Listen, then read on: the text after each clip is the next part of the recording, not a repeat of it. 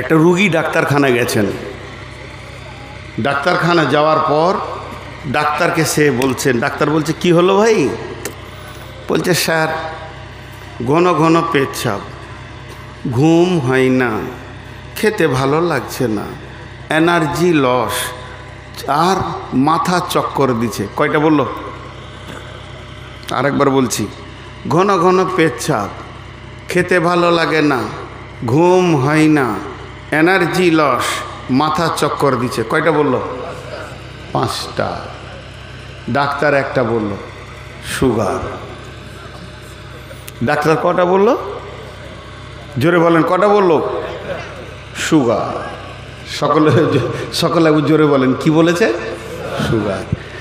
Sugar নামে বস্তুটা যদি কোনো বডিতে ঢুকে, আমি তো সুগারের আজকে 12-14 বছরের রুগী, এই 5খানা খেলু একাই খেলবে ওই বডির ভিতরে। এই 5খানা খেলু একা খেলবে বডির ভিতরে, এনার্জি লস করে দিবে, খেতে ভালো লাগবে না, ঘন ঘন পেচ্ছাপ হবে, ঘুম হবে না, হাত পা জ্বালা করবে, মাথা চক্কর দিবে। সুগার। এবার চলেন এই আয়াতে দেখেন 5টা আছে। দিল নষ্ট হলো, চোখ নষ্ট হলো, কান নষ্ট হলো, চোখ মানে চোখ গেল, কান গেল, দিল গেল, মনুষ্যত্ব চলে গেল, পশুতে পরিণত হয়ে গেলাম। পশুত্বর স্টপেজকে ক্রস করে আমি পশুর থেকে নিকৃষ্ট জগতে চলে গেলাম। কটা হলো? চোখ গেল, কান গেল, দিল গেল, মনুষ্যত্ব গেল, পশুত্বতে এলাম, পশুত্বও চলে গেল। পশু পর্যন্ত যদি থাকতাম তাহলে খাসির সঙ্গে দুদিন দোস্তি করতাম, খাসিও আমার মুখে মুতে দিবে, লিবে না, ওর থেকে আমি খারাপ। কুত্তার সঙ্গেও যদি দুদিন কাটাতাম, কুত্তা মুখে মুতে দিবে, তোর থেকে আমি ভালো। আমি আমার আল্লাহকে ডাকি, তুই আল্লাহর সঙ্গে বেঈমানি করিস। বন্ধুরা আমার, এতগুলি নিচে চলে গেলাম, আল্লাহকে জিজ্ঞেস করছি, আল্লাহ এখন ডাক্তার, হে আল্লাহ আমার দিল গেছে, কান গেছে, চোখ গেছে, মনুষ্যত্ব গেছে, পশুত্ব গেছে, কারণটা কি? আল্লাহ এক কথায় জবাব দিচ্ছেন, উলাইকা হুমুল গাফিলুন। অলসতা নামে মগজকে মানে ভাইরাসে আক্রান্ত করেছে, এর জন্য তোর এই পাশগুলো নষ্ট হয়ে গেছে।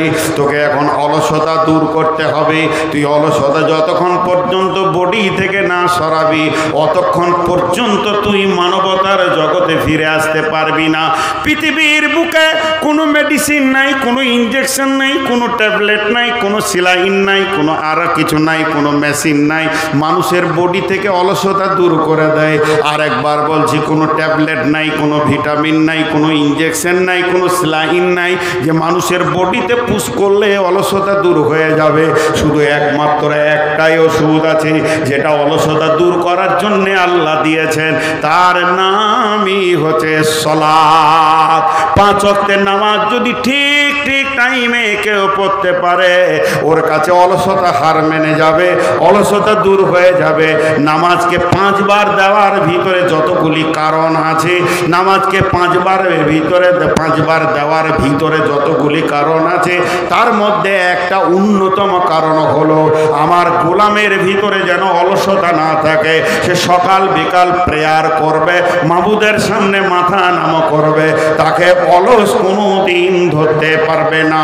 অলসতার এগেনস্টে একটাই ট্যাবলেট আছে, তার নাম হচ্ছে সালাত। মা আমার, বোন আমার, কেউ যদি ঠিক মতো 5 ওয়াক্তের নামাজকে টাইমে টাইমে পড়তে পারে, তার কাছে গাফলতি নামে রোগটা কোনো দিন আসবে না।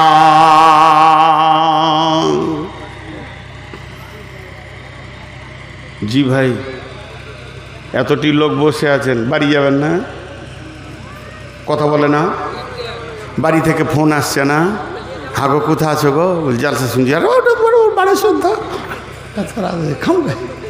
এরম কোনো খবর আসছে না? হাই আল্লাহ। এখন হাদিসটা আপনাদের সামনে পড়ব। আরও অনেকগুলি আয়াত ছিল, আমি শুয়ে শুয়ে তাফসীর ইবনে কাসিরটা দেখছিলাম মোবাইলে। তা আল্লাহ তাবারক ওয়া তাআলা এত কঠিন কঠিন কথা বলেছেন, আমরা মানুষ সেগুলো বুঝতে পারি না, কিন্তু আল্লাহ বড় মেহেরবান। আল্লাহর কাছে দোয়া করি, হে আল্লাহ তুমি আমাদের অলসতাকে দূর করে দাও। দেখো আমিন বলছো না, দোয়া দিচ্ছি তা আমিন বলছে না। তার মানে কত অলসে আছি আমরা এখনো। আর আমি অলসতা দূর করার জন্য নেমেছি। জি ভাই, সকলে জোরে আমিন বলবো তো বোঝা যাবে যে এদের অলসতা শেষ হয়ে গেছে। এ আল্লাহ, তুমি আমাদের অলসতা দূর করে দাও। আল্লাহ আমাদেরকে 5 ওয়াক্তের নামাজি বানিয়ে নাও। আজ থেকে 5 ওয়াক্তের নামাজ পড়বো ইনশাআল্লাহ। জোরে বলেন ইনশাআল্লাহ। কে কে পড়বো না হাত তুলি? এরা হাত তুলে, এরা নামাজ পড়বে না। হ্যাঁ, কোথা আছি বাপ? যারা হাত তুলেছে ওরা ডবল নেকি পাবে। ওরা ভুল শুনেছে, হাত তুলেছে ঝোঁকে, আল্লাহর মহব্বতে হাত তুলেছে নাকি ভাই? এবার চলেন বিশ্বনবী কি বলছেন। বিসমিল্লাহির রহমানির রহিম। ওয়ান মাইমুনিল আওরিদি ক্বাল ইয়ারিদু রাসূলুল্লাহ সাল্লাল্লাহু আলাইহি ওয়াসাল্লাম ইগতানিম খামসান কাবলা খামসিন শাবাবাকা কাবলা হারামিকা সিহাতাকা কাবলা সুকুমিকা গিনাকা কাবলা ফাকারিকা ফারাগাকা কাবলা সুগলিকা ওয়া হায়াতিকা কাবলা মাউতিকা। যা, দুটো প্যাসেঞ্জার আমার পালাইলো। অনেক খুঁটিকে খোঁচাখুচি করছে, পালানো বে কি শুনবি, এগুলো তো জানি। একজন বলছে বস খানিক শুনি, তো বলছে কালকে শুনে নিবি, ইউটিউবে শুনে নিবি, দিয়ে দিয়েছে শুনে নিবি, চ দিয়ে শেষকালে হার মানলে যে যেতে চাইছিল না, এখন টুকটুক করে চলে গেল। কি করো, নসিব খারাপ। এখন এই হাদিসটা বলার আগে একটা উদাহরণ দিব। যে কথাটা প্রথমে বলেছি, এখানে একটা ক্রিকেট খেলা চলছে, তাহলে যারা বল মানে ব্যাট করে তাদের প্রথম লক্ষ্য থাকে 6 মারবো, না পারবো তো 4 লিব, না পারবো তো 2টো রান লিব, না পারবো তো 1টা রান লিবই। আর যারা ফিল্ডে ঘুরে, ফিল্ডে তাদের কি লক্ষ্য থাকে যে ওকে মানে আউট করবই, ময়দান থেকে তুলবো, প্রথমে ক্যাচ আউট করব, না পারি তো রান আউট করব, না পারি তো বোল্ড আউট করবই ওকে। এই দুটা দল থাকে। আচ্ছা বলেন, ডিস্টার্ব হচ্ছে আপনাদের? তাহলে আমি খানিক বাহিনীটা বন্ধ করি, পেছনে ওরা কিছু কথা বলছে, আমি একটু বন্ধ করি, কাউকে তো ডিস্টার্ব করা যাবে না।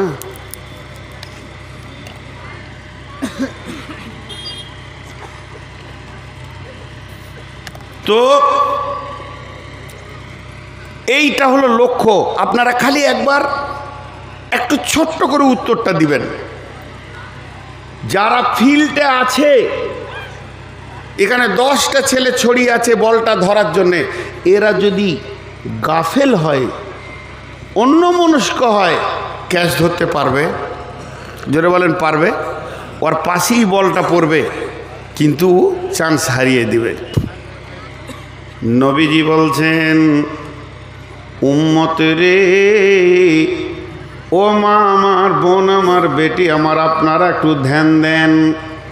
আমার সামনে পুরুষেরা মানে মনোযোগ দিয়ে শুনছে, আমি দেখছি, আপনাদের দেখতে পেয়েছি না, তাই বললাম একটু ধ্যান দেন। বিশ্বনবী বলছেন, উম্মত রে, অলসতাকে দূর করো, গাফলতিকে দূর করো। তুমি যতদিন পৃথিবীতে বেঁচে থাকবে, আল্লাহ তোমাকে 5টা জিনিস একবার দেবে, 2 বার সেটা দেবে না। তোমাকে ফার্স্ট চান্সই কাজে লাগাতে হবে, সেকেন্ড চান্স বলে তুমি কিছুই পাবে না। যদি তোমার ফার্স্ট চান্সে হাতছাড়া হয়ে যায়, প্রত্যেকটা জিনিসের এগেনস্টে আর একটা জিনিস আছে, যখন ওইটা চলে যাবে আর একটা চলে আসবে। আর এইটা যখন তোমার কাছে চলে আসবে, 1 নম্বরটা চলে গেলে 2 নম্বরটা চলে আসবে। আর যখন 2 নম্বরটা তুমি দেখতে পাবে, তখন তুমি জেনে নাও তোমার কাছ থেকে 1 নম্বরটা চলে গেছে। এরপরে যদি তুমি আল্লাহর কাছে দরখাস্ত নিয়ে মাথা ঠুকে কেঁদে কেঁদে মসজিদকে খাল করে দাও, আর চোখের পানিতে যদি নহর বইয়ে দাও, তুমি দ্বিতীয় চান্স আর পাবে না। মা বোন, 5টা জিনিস জীবনে একবার পাবেন। একটা কথা বলি, এই স্ট্যান্ডটা আমি বলছি লোহা, কমিটি বলছে লোহা, ইমাম সাহেব বলছে লোহা, মজ্জেন বলছে লোহা, মাসের সেক্রেটারি বলছে লোহা, ক্যাশিয়ার বলছে লোহা, আর আপনার কিনা হেড মাওলানা বলছে লোহা, সবাই বললাম লোহা। আর বিশ্বনবী বলছেন এটা সোনা। কোনটা ঠিক? জোরে বলেন। নবীজি যেটা বলেছেন ওটাই ঠিক। আপনার আমার বুঝে আসুক আর না আসুক ওইটাই ঠিক। তাহলে নবীজির শব্দটা দেখেন মুখের, ইগতানিম, ইগতানিম, মা আমার, বোন আমার, বেটি আমার, ইগতানিম। ইগতানিম মানে গানিমত মনে করো, নিয়ামত মনে করো। সব থেকে দামি মূল্যবান জিনিসকে ইগতানিম বলা হয়, গানিমত বলা হয়, কদরদানি জিনিস বলা হয়। তোমরা এটা মনে করবে। আমি নবী মুহাম্মদ সাল্লাল্লাহু আলাইহি সাল্লাম বলছি ইগতানিম খামসান, পাঁচটা জিনিসকে নিয়ামত মনে করো। কাবলা খামসিন, পাঁচটা জিনিস আসার আগে। এক নম্বরে হলো শাবাবাকা কাবলা হারামিকা, জওয়ানিকে নিয়ামত মনে করো বার্ধক্যের আগে। তুমি যেদিন জন্ম নিয়েছিলে, কি নারী কি পুরুষ, তোমার ভিতরে যৌন তরঙ্গ ছিল না, তোমার ভিতরে যৌবনের উতাল পাতাল ছিল না। কিন্তু যখন তোমার ঠিক বয়স এসে গেল, তোমাকে আল্লাহকে দরখাস্ত দিতে হয়নি, ডেপুটেশন দিতে হয়নি, লিখিত কোনো কাগজ পাঠাতে হয়নি, আল্লাহকে বলতে হয়নি আল্লাহ তুমি আমাকে জওয়ানি দাও, আমার বিয়ে করতে হবে এবং আমার সন্তান সন্ততি সংসার বানাতে হবে। কিন্তু আমার আল্লাহ ঠিক টাইমে পুরুষের 13 থেকে 14 বছরের ভিতরে যৌন তরঙ্গ দিতে শুরু করে দেন, উতাল পাতাল যৌবন আসতে শুরু করলো। আর মেয়েদের 9 বছর থেকে 13 বছরের ভিতরে যৌবন আসতে শুরু করে দিল। এটা আমার আল্লাহ দিয়ে দেন। এইরকম যৌবনটা থাকতে থাকতে থাকতে থাকতে যৌবনটা বডির ভিতরে বাস করে, সে বডিতেই থাকে, বডির মধ্যে একটা উতাল পাতাল জোয়ার ভাটা তৈরি করে। এটা করতে করতে একদিন যৌবনটা দুঃখ করে পালিয়ে যায়, আর সেই উত্তালটা থাকে না। আল্লাহ তখন ওই লোকটাকে তার গর্দন ধরে জোয়ানের ঘর থেকে বের করে বার্ধক্যের প্যান্ডেলে ভরে দেয়, বার্ধক্যের ঘরে ভরে দেয়। তখন যদি লোকটা মাথা ঠুকে কাঁদে, আল্লাহ তুমি একবার 18 বছর 16 বছরের জওয়ান বানিয়ে দাও, আর তুমি দ্বিতীয় চান্স পাবে না। বিশ্ব নবী বলছেন এই জওয়ানিটা হচ্ছে নিয়ামত, এই জওয়ানিটা হচ্ছে সব থেকে দামি জিনিস। তুমি খেয়াল করে রাখবে, তুমি হুঁশ করে থাকবে, অলসতায় জওয়ানিটাকে পার করে দিও না। ঠিক ঠিক ঠিক ঠিক কাজে লাগিয়ে নেবে, কারণ জওয়ানি একবার আসবে আর দ্বিতীয়বার আসবে না।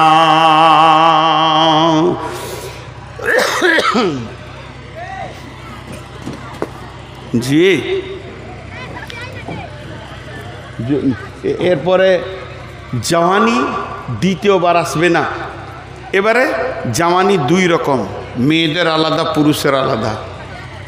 এটা খুব হালকা বলবো, বেশি বলবো না, ইশারাই বলবো। জওয়ানি 2 রকম, মেয়েদের জওয়ানি আলাদা, পুরুষের জওয়ানি আলাদা। আগুন, আগুনের খাবার 2টা। পেট্রোল হচ্ছে আগুনের খাবার, আর কয়লা আগুনের খাবার। আপনারা আমার কথা বুঝছেন কি না? পেট্রোল আগুনের খাবার, কয়লাও আগুনের খাবার। কিন্তু পেট্রোলকে দেখলে আগুন দপ করে ধরে নেয়, যত তাড়াতাড়ি ধরে অত তাড়াতাড়ি ছেড়ে দেয়। আর কয়লাকে ধরার জন্য আগুনকে পাখা করতে হয়, ধর ধর ধর ধর করে ওকে পাখা করে যদি একবার ধরে নেয় তো লম্বা টাইম চলতে থাকে, ও আর চট করে ছাড়ে না। বুঝে এলো? জোরে বলেন, বুঝে এলো? তাহলে 2টা যৌবনের নাম কি দেবেন? একটার নাম চাপা, একটার নাম উগ্র। একটার নাম চাপা আর একটা নাম উগ্র। পুরুষের যৌবন হলো উগ্র, পেট্রোলের মতো, আর মেয়েদের যৌবন হলো চাপা কয়লার মতো। পুরুষ যখনই স্ত্রী দেখবে, মহিলা দেখবে, সঙ্গে সঙ্গে সৈন্যের মতো রেডি হয়ে যাবে। যত তাড়াতাড়ি রেডি হবে তত তাড়াতাড়ি যৌবন জগৎ থেকে বেরিয়ে চলে আসতে পারবে। কিন্তু মেয়েদেরকে যৌন চেতনা দিতে গেলে সময় লাগে। যত সময় লাগুক না কেন, একবার চেতনা আসলেও সেটা আস্তে আস্তে মিটাতে সময় লাগে। আল্লাহ তাবারাক ওয়া তাআলা দুইজনকে দুই রকম যৌবন দিলেন।